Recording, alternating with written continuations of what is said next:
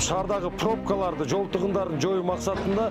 ошо Кара Суу районунун Кызыл Кыштак айыл өкмөтүнө караган 1 чакырым 700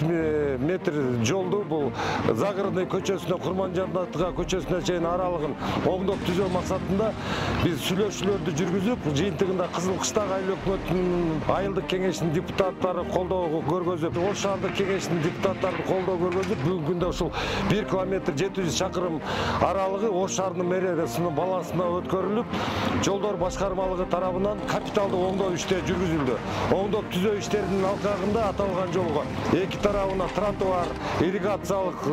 лотоктор, жарыктандыруу системалары, ошондой эле троллейбусный парктын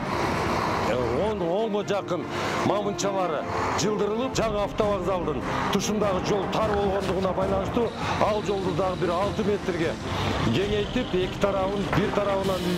3 полоса, экинчи тарабынан 3 полоса жолду ачуу боюнча бүгүнкү күндө иштер жүрүп турат. Аталган ишке Ош шаарынын мэриясынын бүт коммуналдык кызматтары жана башка кызматтар тартылып, бүгүнкү күндө комплекстүү иш-чара жүрүп жатат.